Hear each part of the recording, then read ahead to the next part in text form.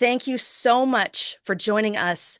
Today is January 8th, 2026. It is Farm Transition Appreciation Day. And I am Merle Massie. I'm the Executive Director of the Do More Agriculture Foundation. And we have a fabulous panel for you today. We are so excited. What we would like to do, of course, as we always do, is to acknowledge the land upon which we sit and work and play, recognizing that we have people coming in from all across Canada. And so wherever you are coming in from, please make sure that you think about the ancestors of that space. This is me on one of our farm pieces of land where there is a stone fence. That stone fence was built by First Nations partners, colleagues, friends who came to our farm and most of the farms in our area of West Central Saskatchewan in the 1940s, 1950s, and 1960s, worked with us on the land every summer and helped us to pick rocks. When they piled the rocks, they would strategically pile them so that they could be measured by space. So they were measured by the cord, which is a unit of measurement 4 feet by 4 feet by 8 feet long.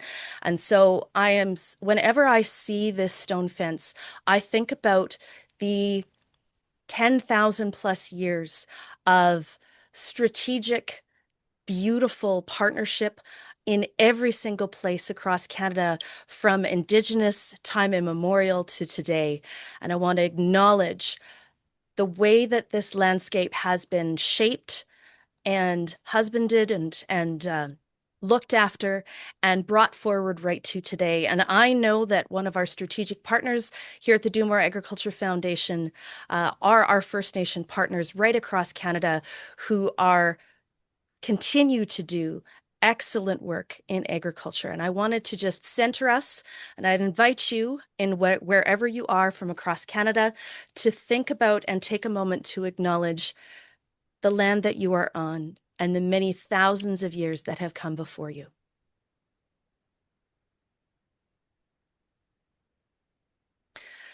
With that, I would like to ask Steve Lappin of AFSC, who is our partner for this event today, to open with some remarks from AFSC. Steve, over to you. Well, thanks, Merle, and I really appreciate your land acknowledgement. And apologies to everybody for the lighting situation. I know I'm a little bit in the dark, so hopefully you can hear me anyway. So thanks everyone for taking the time to join today, and Happy New Year's to all. Hopefully everyone had a great and joyful time with family and friends, and glad everybody's back and enjoying it. My name's Steve Lappin. I'm with AFSC, Agriculture Financial Service Corporation. So appreciative that you've allowed us to participate in today's event. So thank you.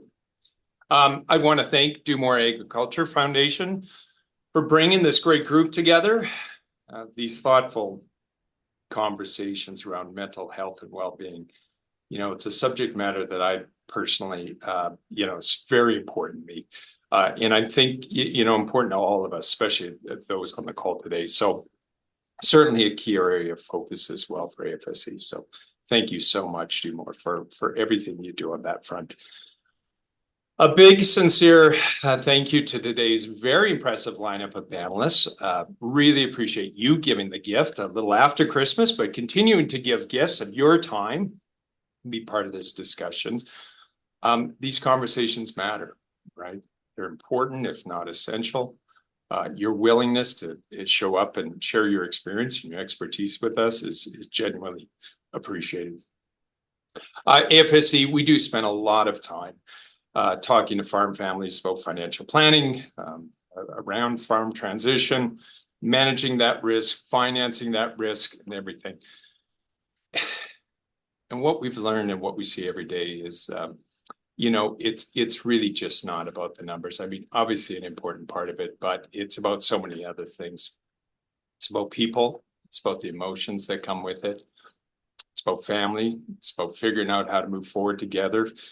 And, doing it through a positive experience. And unfortunately, I think all of us have seen it, it doesn't always go that way. And that's what we're trying to, work towards. So it brings up big questions about roles, timings, expectations, Sometimes identity itself, those can be hard. They don't always happen easily. I'm hard pressed to think of any other industry whereby that connection between the people and the underlying businesses, it's so strong, so emotional. And, so that's why sessions like today are so important. They create that space, that safe space to talk about the human side of the transition, not just the paperwork. Part of a broader focus at AFSC, we're continuing to invest time and energy in farm transition support. Great partners, Farm Management Canada, Do More Ag Foundation, and many others across. So allow me a brief commercial moment on a couple of upcoming events that we've got. In addition to today's session, Jan 29th in Edmonton and February 10th in Vermilion, we're doing in-person events called Bridging the Gap Farm Transition Workshops. They've just been going so wonderful, great attendance happening that. So working with Farm Management Canada, MNP, and other partners through that. January 23rd in Camrose, we're supporting a farm succession planning day with young agrarians. So these are costs free of charge. Just need an AFSC promo code. So if interested, please just go to our website or contact one of our branches. Happy to help out on that front. Our investment in these events, reflects a long-term commitment to creating the right spaces and conversations that support farm families as they work through transition in a way that works for them. So again, a sincere thank you for all of you for being here today, for letting us be part of this critical conversation. So with that said, I'll turn things over to Dr. Merle Massie to get us started, and really looking forward to the discussion. Thanks, everybody. Look at that. First mute unmute problem of the day. Go Merle. I always like to break the ice for you all. Thank you, Steve, so much for that great introduction. We do know this is a session that Do More Ag has partnered with AFSC to do in January on Farm Transition Appreciation Day for the last, I believe, 4 years, if I'm not mistaken. Michaela can correct me on that. And we're just delighted. It's my second one as the executive director of the Do More Agriculture Foundation. I just wanted to stop and acknowledge we have so many people who registered for today's events. You're all popping in. Thank you so much for joining us. One person in particular, I just wanted to highlight Heather Watson, who's the executive director of Farm Management Canada, is here with us today. We appreciate the leadership that Farm Management Canada takes in the area of farm transition, and we acknowledge that their work, along with Myers Norris Penny, FCC, there's so much that's happening in this space, and I just wanted to acknowledge Heather's leadership in this world. With that, what I'd like to do, we have 3 amazing panelists with us today. We have Kelly Sidoryk, we have Patti Durand, and we have Lydia Carpenter, and they will be our 3 panelists in terms of our presentation today. And what I usually like to do is to call on them to introduce themselves, simply because how you want to introduce yourself today might be different from how you wanted to introduce yourself back in December or November or October when we first started planning this particular day. And so I like to stay in the moment. And Kelly, if I could open with you and ask you to introduce yourself, say who you are and how you're connected to this whole area of farm transition. Thank you. Thanks so much, Merle, and thanks for the opportunity. I'm really looking forward to it and very excited about it. I'm from Lloydminster, which sometimes we put our address Alberta, Saskatchewan, so on the border. I'm from a ranching family, and as well as being in the primary business, I've had the great fortune to be able to work with a lot of people and families and help them navigate through various things, but of course, succession being one of them. And one of the important pieces to me was that I was able to have that opportunity to go through it with my own family from my parents. And now suddenly I can't believe that time passed so quickly that our children are young adults and I switched seats at the table. So, I think, the rest of the things about me will come up. I really appreciate the opportunity to work in this industry along with just the cream of the crop as far as I'm concerned, perhaps biased, but thanks again. And I'm not sure if you mean farmers in general as the cream of the crop or the group of panelists or just all of us because we're all just All awesome of and the amazing. above. All That of the is that above. is the way to start 2026. I love it. Lydia, if you could go next, that would be fantastic. Yeah, thank you so much for having me. This is really great. I I was just thinking about farm transition, and maybe I'll introduce myself in kind of my relationship to transition, because I think, you're talking about the treaties, Merle, and I live in Belmont, Manitoba, which is Treaty 1. I'm actually sitting in a friend has given me a remote office in Souris today because I was traveling, and so I'm actually sitting in Treaty 2 territory at the moment. My relationship with agriculture and farm business, I started a farm business when I was in my 20s, and I'm also engaged in a non-family transition, which is why one reason I'm in Souris today is because I had a morning appointment with the lawyers because we are actually continuing to take steps, practical and tactical steps to keep the transition moving. And so fitting in, appointments in the New Year's with the lawyers and is kind of all part of that as well. And several years ago, a number of years ago, I started some young farmer peer management groups. My background when I was a graduate student is in complex systems theory, fisheries, and I just love what I love about agriculture so much and family business. And to Steve's point, farm families is these complex systems that we operate in around transition and relationships and the emotions and even just like the growing part of it as well, right? And the many facets of that. So I took an interest in the relationships within transition. Kelly has acted as a mentor for me as well. And I subsequently took all kinds of education and training in negotiation and mediation, facilitation, just to figure out how to get people around the table in a way that feels really good. And and I mean, good, constructive, helpful, whatever word you want to use. But yeah, thank you. Thank you so much for being with us and agreeing to come. Patti, you're up. Excellent. Great company to be in. So Patti Durand is my name. I am a curious kid from Humboldt, Saskatchewan. I have had the privilege of working with hundreds of families at this point, specifically in uh, having creating a space to have safe conversations in order to make really important decisions. And through that process, I have come to appreciate that there's just so many universalities that keep repeating. And so while our industry is naturally isolated at times and fiercely independent, there's just so much in common. And so I really think a lot about putting good information in people's hands. And today, events like today is a big piece of it. So I think about helping more people faster. And so I write, I speak, I continue to work with families, and collaborating like this is, yeah, a delight. And your book, The Future Leader, which at some point I hope you hold up and show to everyone. That was great. Thank you all for that excellent introduction. And I appreciate that each of you brought something a little bit different. And that's why I really like it when people introduce themselves. It allows you to shape it in the way that honors you and honors the day. So I'm going to start with a really big, maybe dumb question. What is farm transition? What does it involve? And why does it matter? And I'm going to go through this backwards. So, Patti, I'm going to ask you to start. What is farm transition? I described farm transition and the work around it is like holding jello. It's kind of solid, kind of liquid. It's sticky, it's sweet, it's hard to hold on to. Just when you think you have a handle on it, it slips through your fingers. But that's really unhelpful.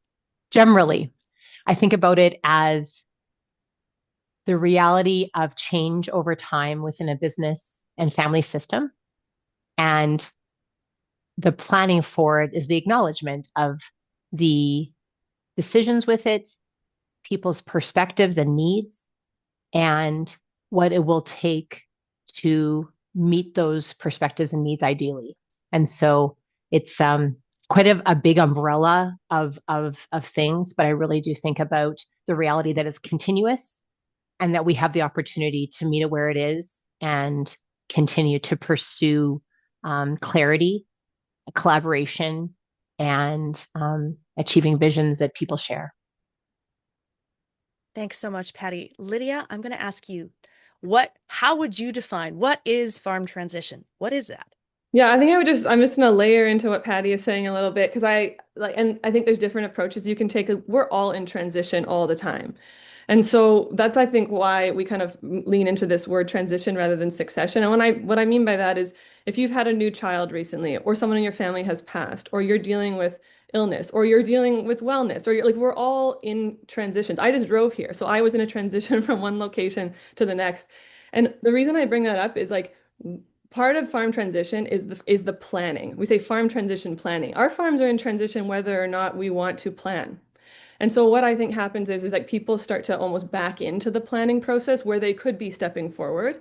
And part of what we're trying to encourage is like you have agency and you have time. Sometimes you don't. Like sometimes we're doing things more urgently, and I understand that. But we are able to plan for these transitions or plan for things. We can't predict everything that's going to happen, but we can recognize that we are all in different kinds of transitions at different times.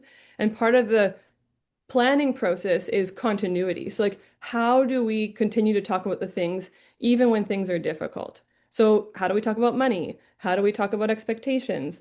How do we continue to address the fluidity of like what it means to be in a family business or to be operating something where the operators themselves are not going to be able to continue on in perpetuity just because of nature, right? So I don't know if that's helpful. It's maybe more philosophical, but I think that farm transition is continuity planning and recognizing that we are all in transition. And when we have family business, we add layers of complexity where we might need I say external supports, various external supports. Different people need different things, and where we are observing and interacting with those changes. So Kelly might have something to add to this. So. Well, Please, Kelly, echoing, jump I feel in. like, yeah, I feel like echoing or echoing some of the things that you two have already said and adding to that, we often have thought of it as this one-off event that, do the planning, do the work, all done and good. And I really want to change the mindset or be part of that, that as both have said, it's an ongoing process. And, when we sit down and think about our ventures, whatever they may be, part of it is the exit strategy. If we're building something and it's going to continue on, then at some point in time, somebody else is going to be doing it. And I think we should just adopt that mindset. As human beings, I think we have a resistance to it because there's some negative emotions around people's demise, really. And yet, if we can shift the gears to have it in a more positive mindset and approach, a growth mindset, really, that, look at all the possibilities and the opportunities instead of approaching it with a feeling of dread. It's really change management, as the others have said. And so I'd like to shift the lens at which we're looking at it to be something that isn't so onerous and dreaded. And I mean, don't get me wrong, this isn't all going to be, a skip through the park, rainbows and sunshine, but we're not adept or skilled at doing some of this work, and we just need to start giving ourselves grace, but also practicing. And I have a very strong bias that the process is people and communication first. The technical pieces and support are extremely important. They're necessary. But if we can come together as families and businesses and get clarity on that shared vision and the possibilities of what it might look like in the future, as well as navigating that it's going to be different. One of the other things I sometimes show is a relay race with the passing of the baton. And so I'll show the one where it goes really smoothly, an excellent track and field event. But then there's lots of bloopers where it's just a train wreck, and reassuring people that hardly any are in the first category of that, executing that excellent one. And I hope that that makes people feel more comfortable that, this isn't easy work, and nobody's doing it perfect, or very few will. And again, stressing this is a process and it's really going to be going on as long as the business is. I love all of those answers, and I want to ground it in what I see going on in my own farm here in West Central Saskatchewan on Treaty 6 territory in the homeland of the Métis. So my husband and I have been farming with his two brothers and his parents for the last 30 years, right? Our whole marriage, and he's been farming with them longer than that. And what we've seen even in the past 30 years, as people age, as our own individual families, grow and change, we've seen huge changes within the farm business itself in terms of what we grow, how big we are, what equipment we use, these sorts of things. We've seen changes on, whether we have larger herd of cattle, whether we strategically, get that smaller because of aging processes, all of that. And so grounding ourselves in that recognition that you all have brought forward, that it's not just succession. It isn't simply just handing that baton. It's a little, there's so much more than that, and we need to honor all of the changes that have brought us to where we are now, as well as the changes that the next generation would like to do going forward. And with that, I would like to ask each of you, what do you think a successful farm transition can accomplish for a farm? And Lydia, I'd like to start with you. Oh, that's a big question. I Okay. know. All right. Okay. Well, I'll just give a little bit of insight or thought. We're spitballing here a little bit. So, okay, what does a successful farm transition look like? Is that Or what does it accomplish for the what does farm? accomplish? Okay. What is accomplished for the farm? And I think I'm just going to kind of go back to the previous response, which was part of this like continuity.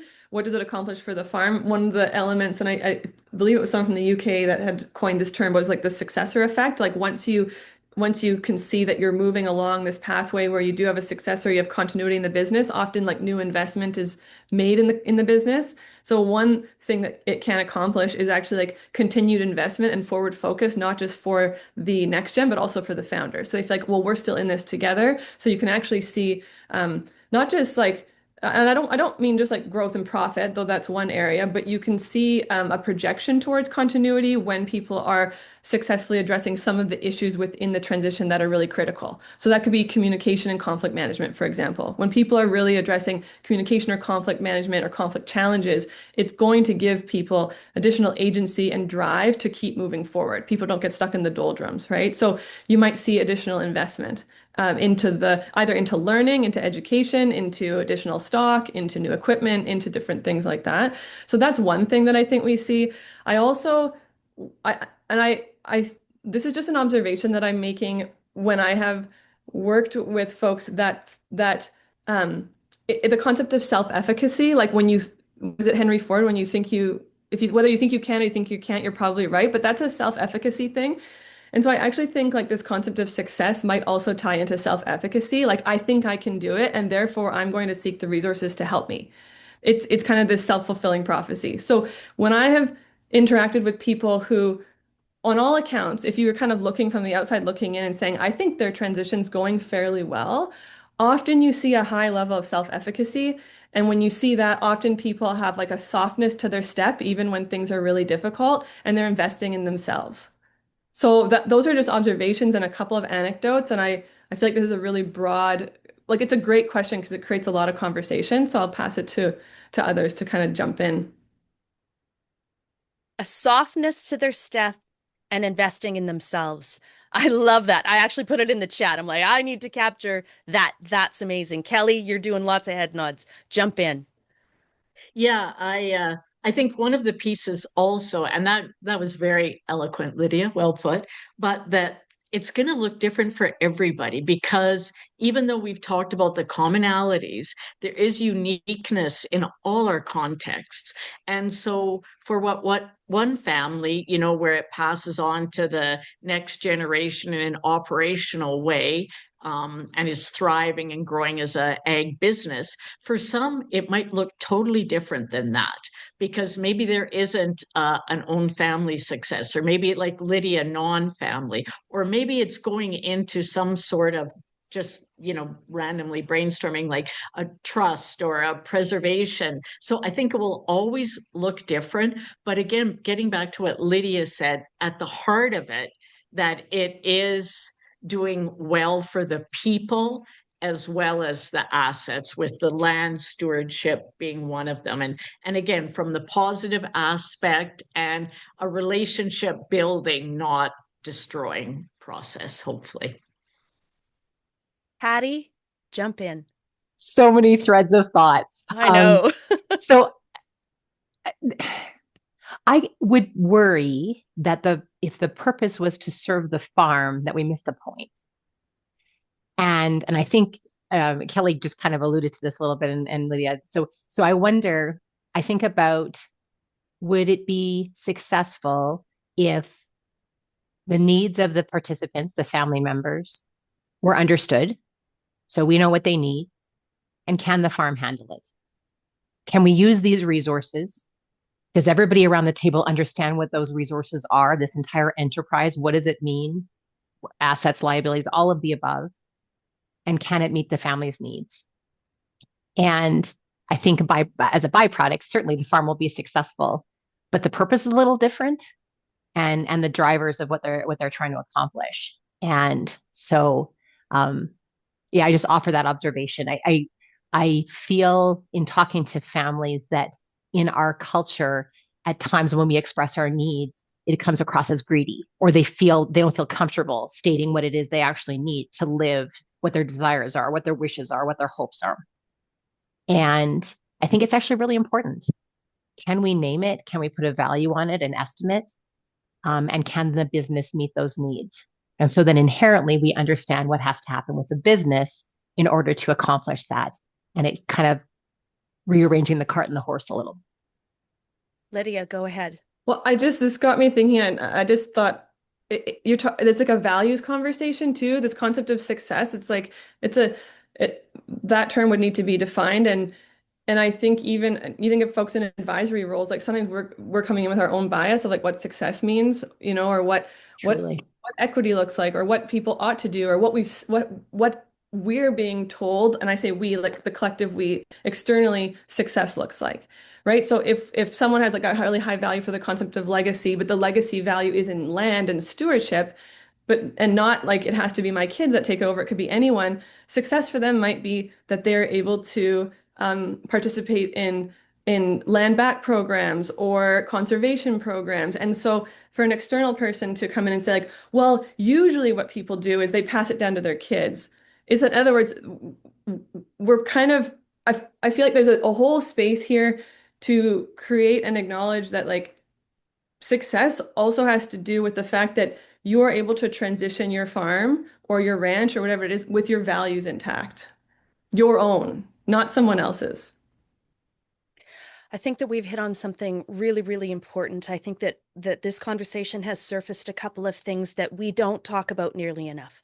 Number one, that what the farm looks like today does not have to be what it looks like tomorrow, not even close, right? And that might be the measure of success. In fact, if we flip it on its head, there are farmers who are farming today who are so concerned and bound by this idea that their farm must be the way that dad and grandpa, grandma, set it up, and mom, everyone, that they limit themselves. They limit what they do with it. They limit how they interact with it. They may even have ended up, because of that, the pressure of legacy, they may even have ended up in a position of farming when that wasn't what they wanted to do.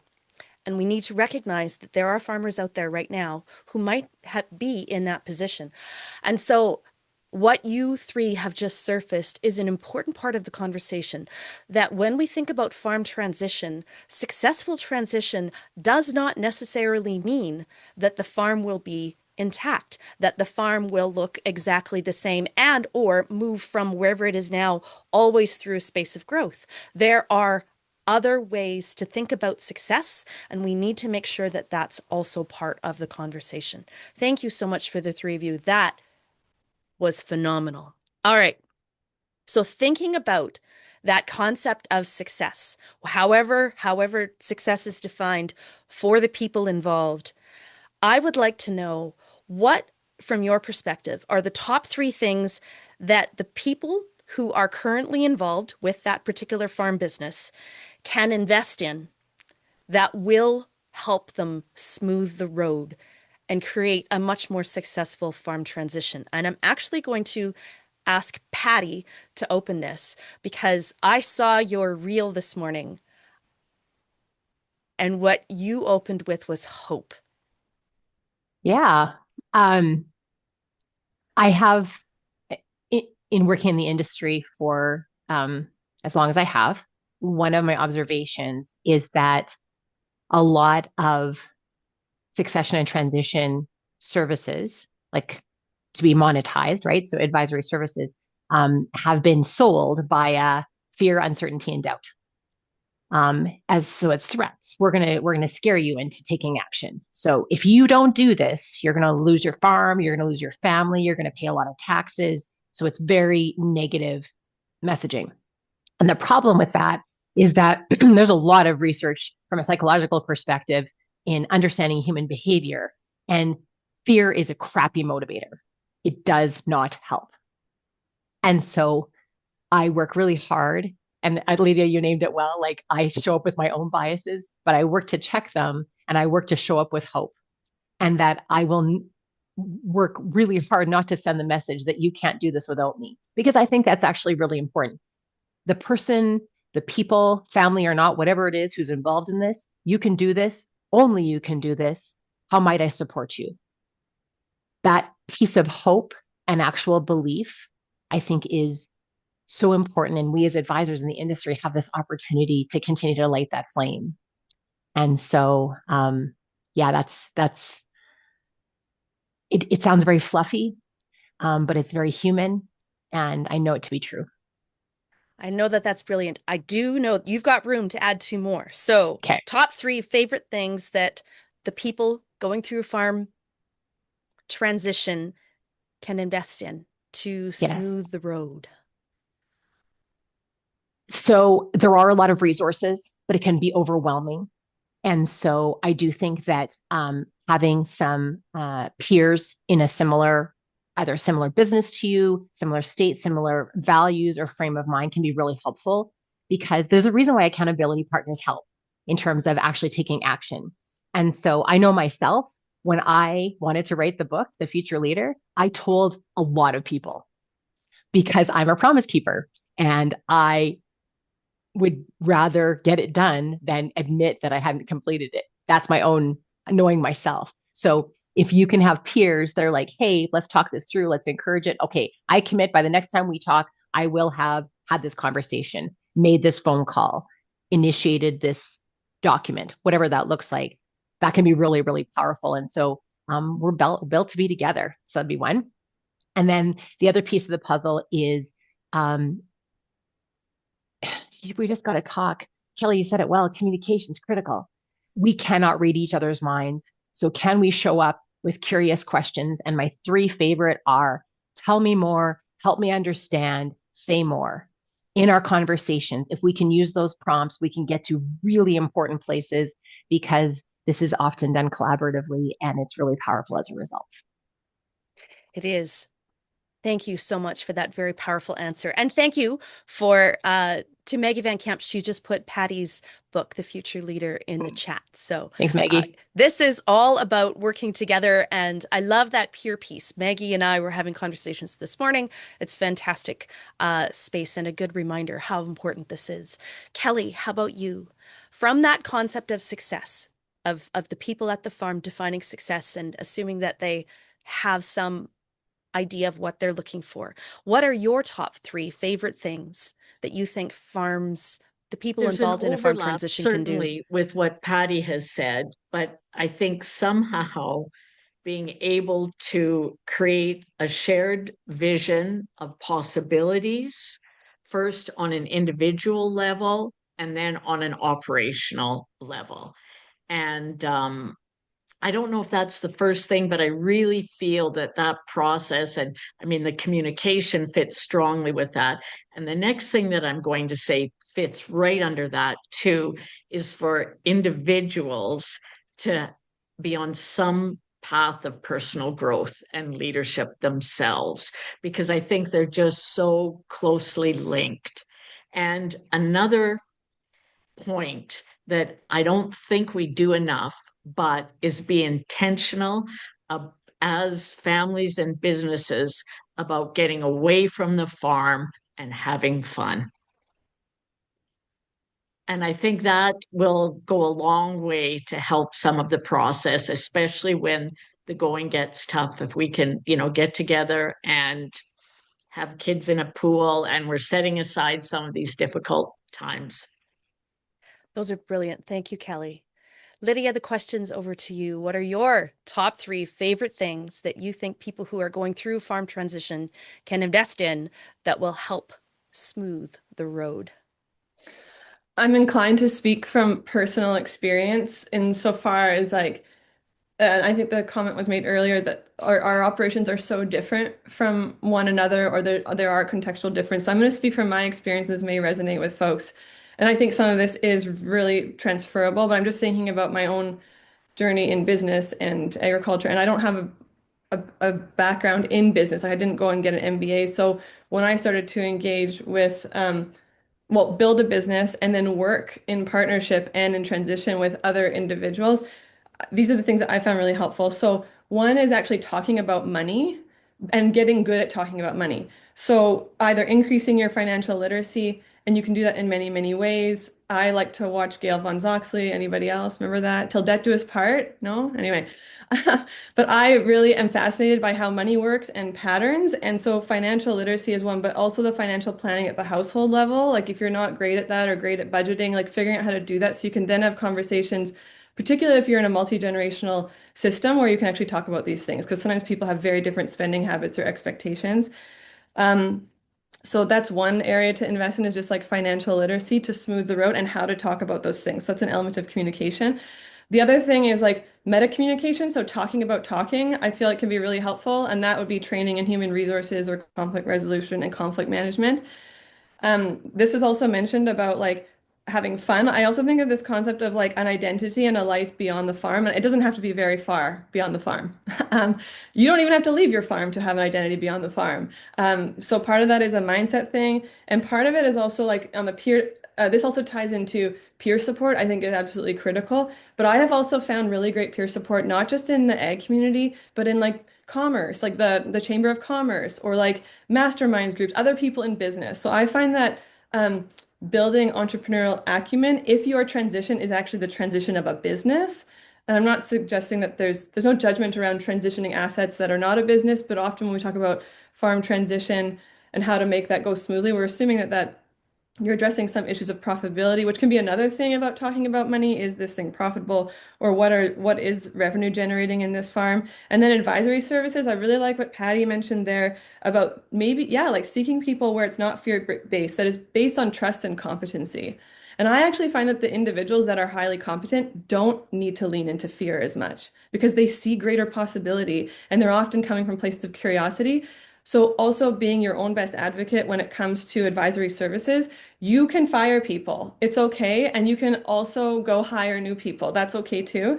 Um, I mentioned peer-to-peer. I'm looking down because I took a couple of notes, but peer-to-peer and yeah, just gaining perspective from others. And so when I gaining perspective from others, if you're able to, sometimes can be like leaving your province or leaving your country or going and seeing other people do this well, or do this well can also mean other people working through challenges doing this well, right? Like, how is this functioning for them? So gaining perspective. So yeah, those are some of the tips that can smooth the road from my experience. Merle, can I I just noticed, add yeah, a please go personal ahead. story to that one? Sorry, but one thing that it really, when I reflect on my own experience, when our dad passed away suddenly, we hadn't done anything perfect by any means, but one of the important pieces from the business aspect was that we had an opportunity to know lots about running the business and decision making. We participated in that, and we both had relationships, my brother and I, with the professionals. We knew the bankers, we knew the accountants and the lawyers, and I mean that our parents had been open enough to let us help create relationships and build relationships with that. So that's more specific to the ag business, but that was an extremely helpful part of our process. leaning into those localized relationships. The farm agronomist might be someone that you grew up with, and yeah, like it is something that we can take advantage of, particularly as all farms exist in rural community, most farms. 99% of farms exist in rural communities. So I wanted to thank you for all of those. I wanted to pick up on an item, a thread that's been going through all of this. And we started with that land acknowledgement. And we recognize that farms are physical, geographical spaces, right? We are connected to the landscape in a particular way. The only way to grow crops is to put seed in the ground. The only way to raise cattle is to make sure that they have grass to eat, something to eat. We are connected to that landscape, that geography. And so it means that we are very connected to the farm. It is more than a business. It's a place we've developed the shelter belts and the orchards and the gardens and the shop. And maybe we've, built a man shed or a she shed or, a painting shed, a pottery studio, whatever it is that we've developed. And I know that this is not a question that this is where the, things erupt in the moment. Kelly and I were chatting about that, comes up. There is a piece that is that emotional connection to the landscape. How does that factor in? And Kelly, I want to ask this of you and go back through. How do we navigate that emotional connection to the landscape? Just a first comment is, also going back to previous conversations and thinking about the home and how important that piece is, especially if it's part of the farm asset and it's not a personal. And so there's exactly the same connections as you're talking about. But I think, and maybe this is too Pollyanna, but the idea that if we can explore some of those relationships and preferences, that maybe that'll add to the conversations about what's important, because there may be differences in the connection, but just also honoring that. And I think for me personally, one of the mindsets that I've thought about a lot is that traditionally in agriculture, owning it has been a very important piece of our operations. In many cases, if we can rent it, that's fabulous too. But I wonder as we move forward if we need to shift the way we look at land access. And I don't know if that exactly answers your question, Merle, but because there is a complexity when there's another level of connection, and being mindful and cognizant of it and respectful, I guess, is another piece. Yeah, because a farm is more than just, the assets that exist on paper. It's memories.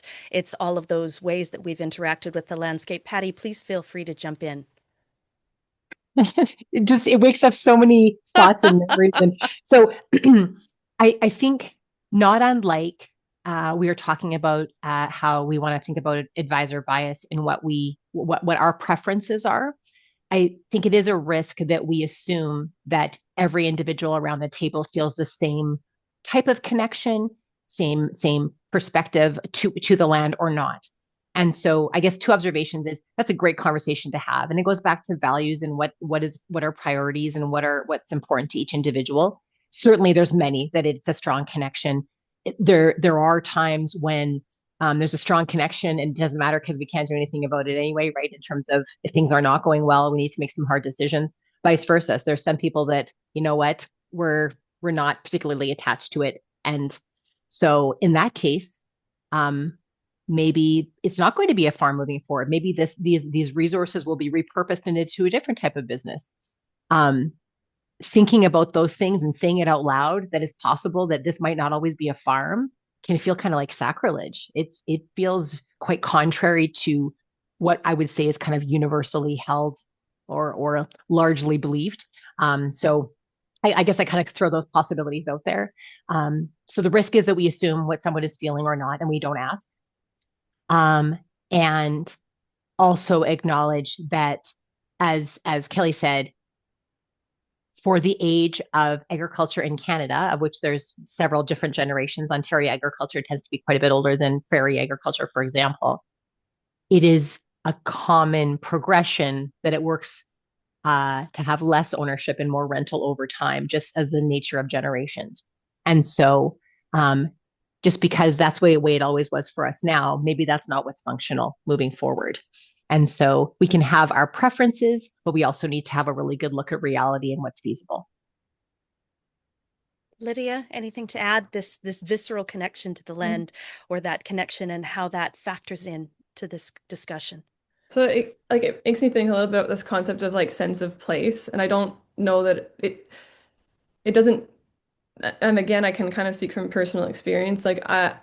Um, there's something about if some of you probably live there, but if you've driven through southwestern Saskatchewan, like there's something about that landscape that like I don't know. I feel something like, and I think we get this on our farms too. Like some people don't necessarily have a connection to land in the sense that it's like it's not about whether or not you own it or whether or not you're going to pass it on or whether or not you're going to give it up. I feel like, and this is maybe a bigger conversation, but I feel like sometimes it's these concept of it's the idea of things not existing in perpetuity, or that's at least how we see it, because I think of like settler colonial history, we sometimes lose touch with like where we are from and how we got here. And so there's not, in my, from my experience, we don't really have, we don't have actions of collective grief sharing in our culture or communities. And when I talk with farmers and when I talk with people that are on the landscape, what I sense is that people are grieving. Sometimes that's not the word people would use, and they're grieving different things. And sometimes it is connection to land or relationship to that place, or this sense of legacy, or even like our bodies deteriorating. Like I think that's one of the top, like when you think about mental health outcomes for farmers, it's like as our bodies begin to deteriorate, it's like we don't have action of collective space holding for each other. And I think I'm kind of getting off topic on the land thing, but I actually think for me, from my perspective, it's bigger. It's like people are grieving things and they value things differently. And we just don't have, I don't know that we have, and maybe we're working on it, but, I'm curious how we create more space for that when we do work in isolation or we do work on our own, or we maybe don't have spaces of community or communication where we actually put words to these things. So that's a bit tangential. Thank you for indulging me. Can I just build on that? Like Yes. I don't want to lose Go. the thread. Forgive me. Just that. And then we label it that, oh, they're so controlling and oh, they're so angry. And why do they respond that way? I think so often we are seeing strong behavior or responses and we're failing to dig down deep enough to actually understand what it is. And I think that what you described, Lydia, is very accurate in terms of frustration, disappointment, anger, grief. And we label it with this big thing and we don't give any space to actually acknowledge it and put our arms around it and say, hey, man, I feel you. And this is realistic and human. Yeah. And a big part. You notice how, yes, I know the entire work, today's discussion is designed to, finding harmony in farm transition, thinking about the human side of this process, because this process is so much more than the piece of paper and the farm business. It's very much a human process. And we want to take the moment today to honor that and honor that connection to the land as well, which is something that you all brought up and brought through. So thank you. All right.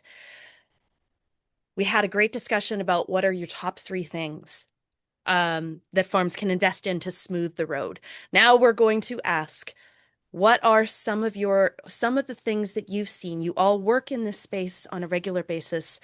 Tell us about what are some of the more typical bumpy sections in the road, washboard sections of the road, correction line curves, dead ends. Patti, let's start with you.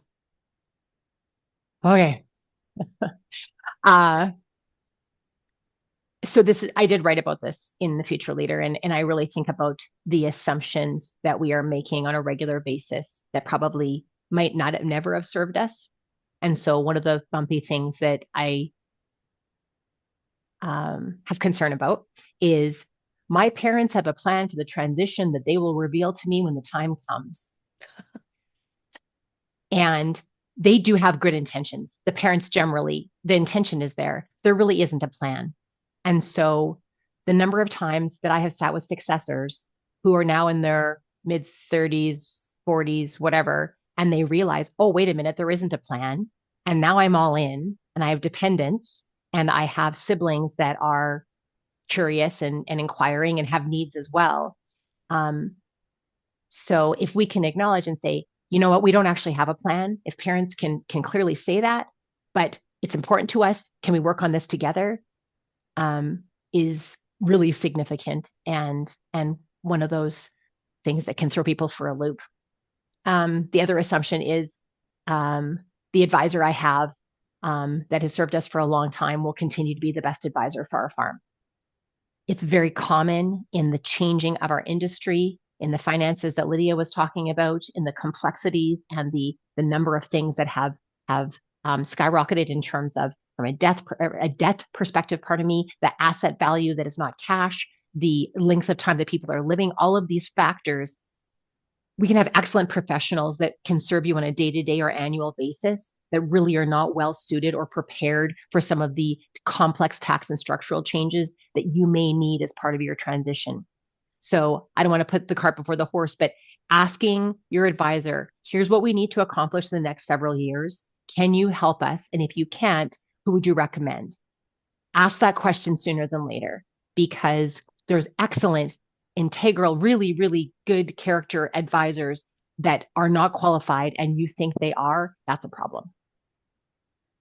And oftentimes they might have seen something because it happened somewhere else. That doesn't mean that it's a fit for your operation or your needs and goals. This is a yes and.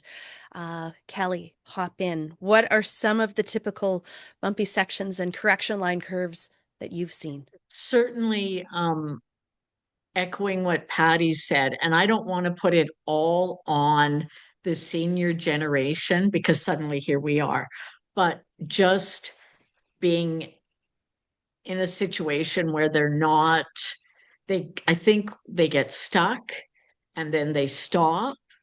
And the thing that I see is then what could have been a better conversation and plan when everybody was in really good thinking, decision-making space just keeps getting postponed until either sometimes it's a full-on crisis tragedy, but sometimes it's just the decline has happened to such a point that it isn't as forward and clear thinking as it would have been earlier.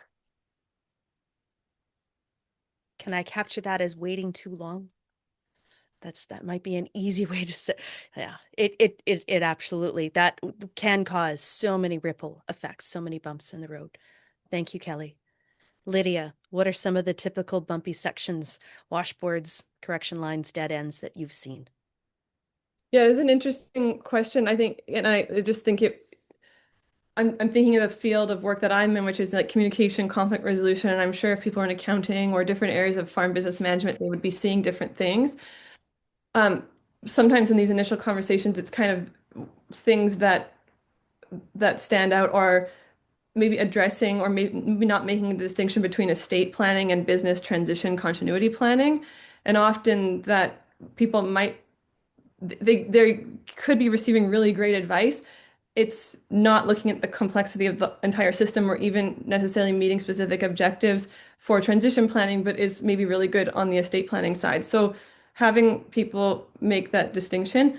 Other bumpy sections are what I would call like lateral conflict is something that's coming up more, and we live in a really polarized environment. And sometimes I'll be working with families. I work with clients in Canada and the United States, and sometimes we'll be working through things, and it takes some time to recognize that actually one of the major issues is actually lateral conflict. So something that is pulling the unit apart that is not necessarily apparent or even necessarily part of agriculture. It's like political issues or things that are going on that's creating a lot of division. And so part of in conflict resolution and communication and in family business, it's actually figuring out what are the lateral conflicts that are creating issues and then having the skills to help manage those. So that can be bumpy because we're families and we're humans and we're people. This goes to what Kelly is saying about communication. Other correction lines and curves, I mean, it sometimes it's like honesty, like how to be more honest and forthcoming and direct. And and I often hear from people like, I don't want to disappoint anybody. I want everyone to be happy. And that can create issues around lack of clarity, even issues around entitlement.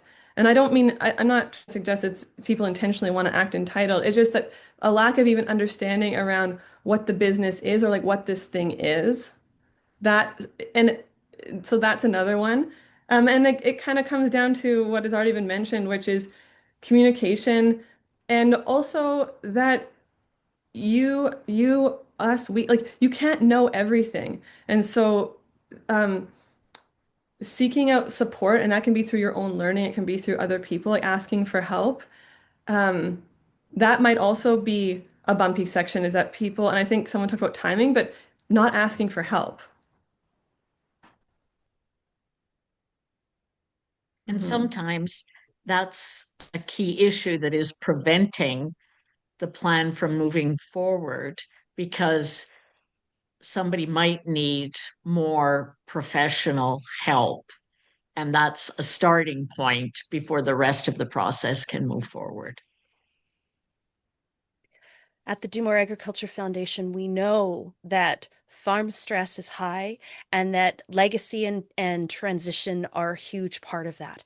And so it's one of the reasons why we are here to lift up this panel. We are here to work with our partners at AFSC. We're here to work with partners who are investing energy in this area because I do see that more and more farmers are showing up to those workshops that are going on across the country. And there were a number that AFSC put into the list. If you happen to have workshops in this area, please feel free to go ahead and put them in the chat as well.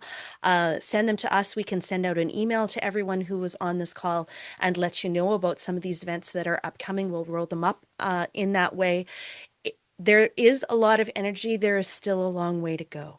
There's still so much more that we wish farms were doing. What you just said, Lydia, about the difference between farm transition planning and estate planning, that one hit me straight in the heart. And I'm part of a farm family that is thinking through that legacy piece and that transition piece right now. And there is a difference, which I don't think has enough clarity. And so thank you for sharing that piece. That gives me the words to go back and bring that forward and say that these are related, but they're not the same thing. So let's pull out this conversation a little bit more. In our last minute and a half, Lydia needs to go right at 1 o'clock. If you had one thing that you want people today to remember, what would it be? And Lydia, we're going to start with you. Oh, this is a perspective thing and a mindset thing, but one of the things that I just maybe I'll just build on that like asking for help thing. It's more that like we're in this together, like we're working through this, like I'm working through this as well. And it can be, it's paradox. It's like a thing that is really hard can also kind of be exciting and interesting and fun at times. And so it's like holding those two things, things that are hopeful and wonderful can also be sad and contain grief, right? So I would say building like we're here, like people are here, we want to talk about this. Um, there's community, and this can be a hopeful act, like moving in a direction and working through hard things has an element of play and fun to it as well. So. What a hopeful thing to share. That's the one thing that you would like people to take away with you. And that paradox piece that you absolutely can hold opposing things at the same time. It's hard and it's fun. All that's, or it's hard and there's growth opportunity, there's learning opportunity, there's, yeah. We want things to stay the same. We want things to change. You can have both of those at the same time. Kelly, what's the one thing you Um, want people to take away? Very similar to what Lydia said. And I had jotted down just start and acknowledge that we aren't experts in this. We don't know what we're doing. I have some experience, but let's just start. And I don't think that's not Nike, but something like that. But also that there's a paradox to there that Lydia just made me think about, because for some that are feeling a lot of burden about getting this done, give yourself grace that it will happen with smaller steps. Don't feel so pressured by that because there is a way. There is a way. And just starting with smaller steps is perfectly fine. I love it. Patti. The initial question about what is farm transition, I thought of something that probably fits on a t-shirt. So for each person's role, for the generation, the current owners or the current main farmers, your role is preparing to leave. For the incoming, your role is preparing to lead. And if what you are doing is checking one of those boxes, keep that as your touchstone, and you got this. And we have a t-shirt opportunity. That's fabulous, Patti. It is. It is. Thank you all so much. For those who are able to stay, we'll stay on for an extra couple of minutes. If you have a question that you would like to ask our panelists, please go ahead. If you need to leave, thank you so much for joining us today. Bye, Lydia. Bye, Lydia. Thank you so much for being with us. Thank you. Bye. You're amazing. I think if I may interject that, there's so many more resources now that can help us. I just saw somebody, saying thank you that they're going to share this with the family. There's a starter right there, Yes, that and is. having a bit of a conversation. There's a lot more resources than there used to be that can be icebreakers, if you will, or some of the initial conversations. Getting somebody else to help too. And that can even sometimes, that whole neutral third party and how families behave. I know Patti could speak to that a lot. Well, and recognizing when it's happening. So, like this conversation, we always stall or we always get triggered or it always ends up in a blow up or it always ends up in stonewalling or silent treatment. Just know that and say, okay, well, we know what doesn't work. Maybe we could get some help in what that could look like. And so when I talked about creating safe spaces, that's what it is, because they feel that need, but they're struggling to get there. Yes, I just wanted, there's a question. Gina asked, do we have access to this video? We are recording this session and it will be posted to our Do More Ag YouTube channel. Patti will also be posting it to Bright Track, and the other two panelists are welcome to also post it as well, or cross post, whatever works, but you'll definitely be able to find it on the Do More Ag channel. So follow us on YouTube and you'll get a note. I wanted to bring up another side conversation that was happening in the chat as well. So when we were talking about that connection to the landscape and what that might look like, Doreen posted, and I'm just looking to find it, Doreen Blumhagen said that as they were working through, because they are transitioning their farm to a non-family new owner coming in, many people told us we could not put land access into our sale agreement, but we did ask, and it is now in the agreement. If you don't ask, you don't get. And I think that that's there's sort of two pieces there, in that connection to the landscape does remain strong. People might still want to come back and just have a feel for the sense, and check in on that family of foxes. Did they, or check in on that family of deer, did they throw an albino deer this year? Go say hello to the owl, that you've talked to every morning for the last 50 years, right? So there are things that people may want to do within that farm landscape. And so asking for it is certainly important. And I think just that point, don't ask, you don't get, right? So don't assume that people know what you want. Going back to exactly what Patti said, we are not mind readers. None of us are mind readers. So if you... Thank goodness. Yes, exactly. Yeah. Yes, actually, good point there. I don't want to read anyone else's mind either. But if there are things that that are important to you, say. Honestly, yeah. And I've heard of that example with some even more of the accounting technicalities, that there was a family that did a lot of good pre-work, and they kept getting told, in this case by the professionals, that it wouldn't work that way. And they just kept saying, that's how we want it to be, figure it out. And just as you're saying, Merle, they figured it out. Our job as business owners, so we own businesses ourselves as well, and our job is to be clear about what we want to accomplish And then our professionals will help us to implement that in maybe the most tax efficient way or the most legally appropriate or that type of thing. So the risk is that there was a precedent of people coming to their professionals at times and saying, make me a plan. Well, that's like throwing a dart. Like you might accomplish the outcome. They're doing I want to reinforce the professionals are by and large doing their best. I know so many, and I mean I make mistakes too. It's not perfect, but